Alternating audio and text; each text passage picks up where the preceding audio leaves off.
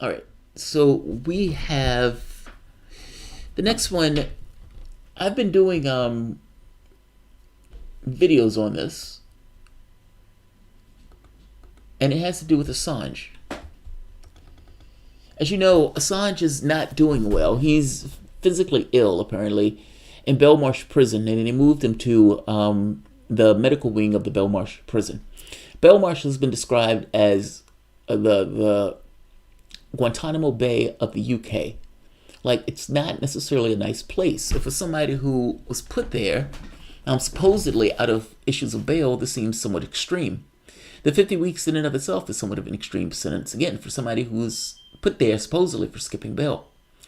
Assange had no issue with engaging with Sweden in the quote-unquote rape charge. Zero issue. He had one complaint, one item that he wanted. Don't send me to the United States. Give me assurances that you won't send me to the United States. They would not do this, in which case he sought refuge in an embassy for protection from political persecution from the United States. Now, people don't like to look at it that way. They don't like to hear the United States is trying to politically pursue and politically persecute somebody. But what else do you use in these terms? I mean, ultimately, Assange was out there publishing factually true information that has never been found to be false. And there were certain issues that he put out that they didn't like. The CIA files, for example. It was embarrassing for them to have their hacking tools, the people know that their hacking tools were leaked and released. And not just that, to be able to see that the CIA had essentially built the NSA inside the CIA and the things that they were doing to attack other governments around the world. That was embarrassing. I mean, but you can go down the list.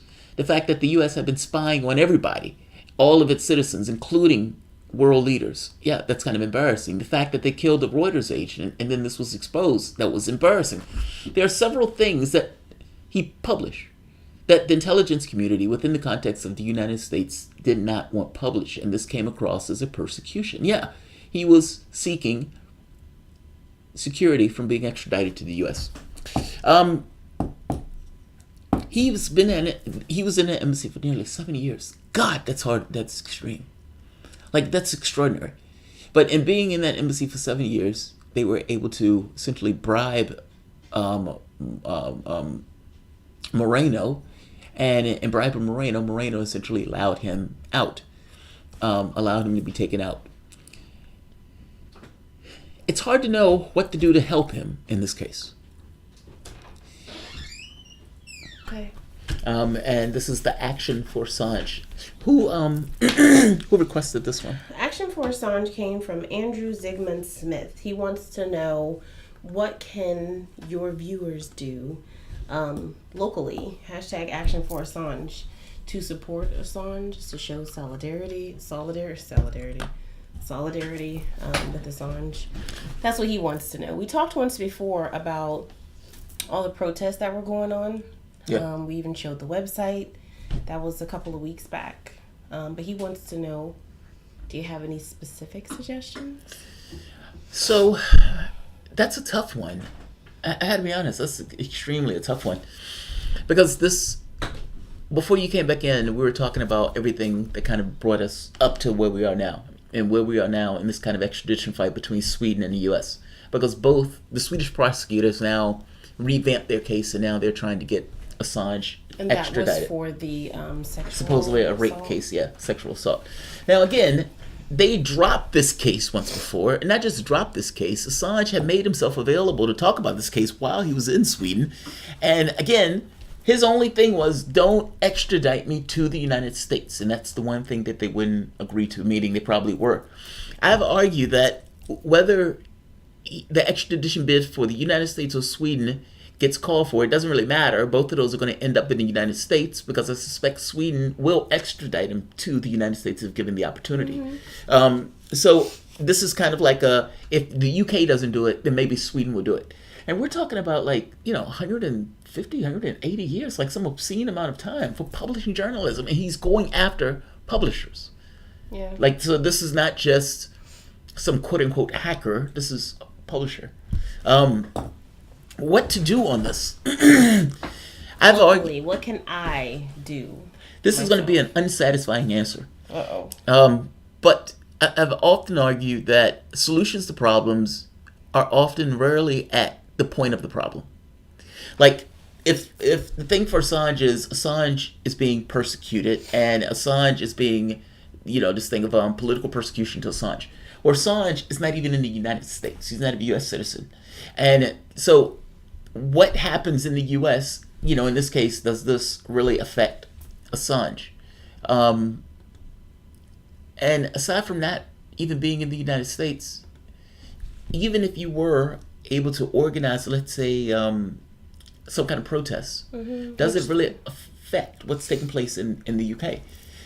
That's what I mean when I say this is not something that's solved at the point of the problem. Are protests done to raise awareness? Yes. Create outcry? Yes. So, get it in the media so that people are less inclined to, go forward with. But at this point, it isn't the media, because the media's head is also on the chopping block. Yeah. Like Chuck Todd, Rachel Maddow, people who are not sympathetic to Assange at all has now come out saying, okay, we got to do something about this because they're, these guys are trying to get us. New York Times, Washington Post, all of these guys have come out with stories now saying, whoa, this is affecting us, and we have problems with this. And not just that,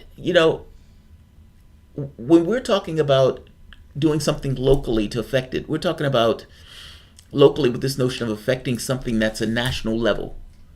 So it's not that straightforward. So I would imagine you can pressure politicians that are in the House of Representatives. You can try to pressure the ones that are in the Senate to try to get them to pull back on it. But the person who's going after him is Trump. Yeah. So what are you going to do individually to affect Trump's decision on this? Right. I'm not trying to make this dire. I'm just trying to make this point that the issue here is somewhat of a political one, and all of the protests in the world is not necessarily going to get Trump to change his mind on this particular issue. At least I don't think. I could be wrong. That's not to say that you don't try to raise awareness in the various politicians, especially politicians that may be that you may be trying to that you're in the camp of. Like if you're a Democrat, you may try to push that Democratic politician to be more inclined to be assisting the Assange than against them, like that type of stuff. But again, the point is to what end? Who are you going to move on this issue, and how are you going to move them on this issue? And I'm unclear on that answer. And again, so I don't want to make this. Maybe I look at this kind of like recycling, where it's like, yes, it's good, but does it really change the overall narrative of things? No, I don't mean to be. Is it really going to impact? Yes. I think people do it to make themselves feel better. It's kind of like when they throw the can in. It's like, yes, I'm a great human being. I recycled, and you shits didn't do it. You feel better about yourself. You feel. Is that what you say when you throw a can in the recycle bin? That's what everybody says. That's not what I say, but okay. That's what everybody says, babe. But my point is, does it really do anything to the larger world per se? The issues of climate change are larger than just the individual recycling. It goes into like 70% of the companies cause most of the. It's only like a few companies that cause like 70% of the climate change. I feel like the protesting on Assange thing is the same, even though it does show solidarity with Assange. It does show you're not alone. On that part, yes. 1,000 times yes.